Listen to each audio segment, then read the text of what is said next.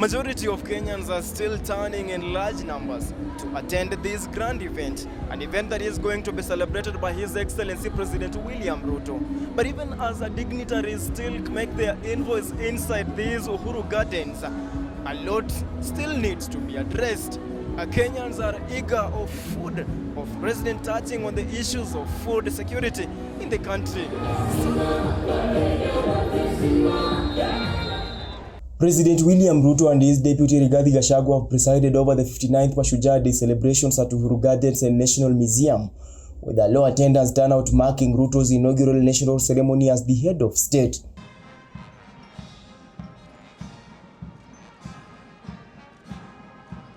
The event, in attendance of various state officials, among them the surprise appearance of Azimio One Kenya Coalition co-principal Kalonzo Musyoka, Chief Justice Martha Koome, Speakers of the National Assembly and Senate, Nairobi Governor Johnson Sakaja, among other state-elected, distinguished and invited guests saw the president touch on key national issues, among them health, cost of living, housing, insecurity, diplomacy in exploiting a blue economy, promotion of multilateralism and democratization of global governance. I commend those whose work involves service to others. I celebrate those who volunteer and give, expecting nothing in return.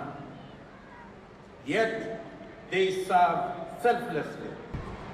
Government services shall be made available throughout the country at greater convenience to citizens through digitization and automation of all critical government processes, with a view to bringing at least 80% of government services online. The president stated that he had initiated reforms and freedom of independence of government institutions, including security departments and personnel. Our government has undertaken necessary personnel realignment in the security services to facilitate the rapid achievement of our objectives in this sector. On my first day in office, I executed the instruments to actualize the financial autonomy of the National Police Service and have given the necessary directives to enable it rapidly achieve national security strategic objectives. These actions extend to the facilitation of the Director of Criminal Investigations to expeditiously resolve investigations to a standard that can support effective prosecution and secure convictions. National values and principles of governance, as well as broader national interests and goals. They include policy and legislative interventions, regulatory interventions, our national security, justice, law and order, and our education. Ladies and gentlemen, there are parts of this country where personal safety and security are precarious and life expectancy is low. Poverty and the cost of living are high because markets and supply chains have been disrupted or threatened by insecurity in these areas. And yet, terrorists, bandits, cattle rustlers, and all manner of violent criminals have held them back, extinguishing or deferring for far too long, too many hopes and dreams as the rest of the country makes progress.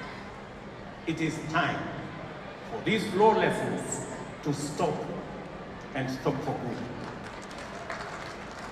Ruto reiterated that he had issued a directive for immediate disbanding of the DCI's Special Service Unit SSU, and investigations into the ongoing abductions be conducted with those found culpable held to account.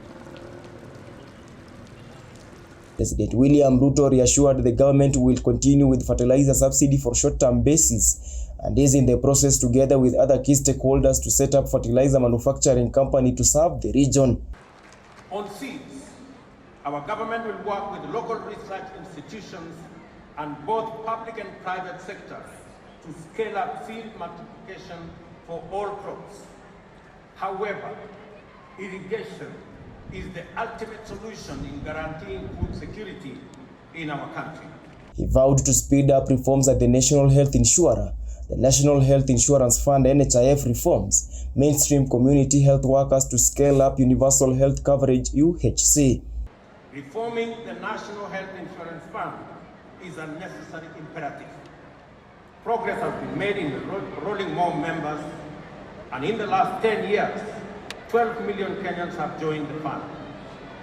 The challenge, however, is that the NHIF is an occupational scheme that is tailored for salaried people on payroll in public and private sector, and not the social insurance scheme it ought to be. We shall change the contribution structure from an individual contributory scheme to a household contributory model. We intend to address the challenges of inadequate human resources in our public hospitals and the poor industrial relations between health professionals and our county governments. Ruto promised to preside over the groundbreaking of housing projects in the country, including over 1,000 units in Kibera slums, Soweto Bay, to ease congestion in the constituency as he works to actualize government's agenda on housing. We have equally committed to close the housing gap, which stands at 2 million units as of now.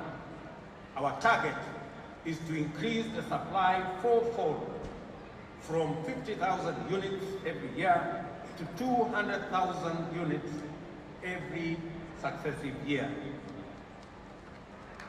Already, 2,592 units have been completed, 40,000 are under construction, and over 500 units that require financial backstopping and funding for bulk infrastructure are now being worked on and are in the pipeline.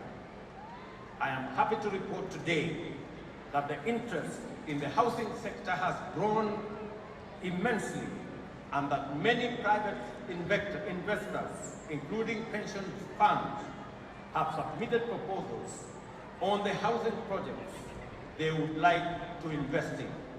Ladies and gentlemen, let me emphasize that the housing agenda is not just about four walls and a roof.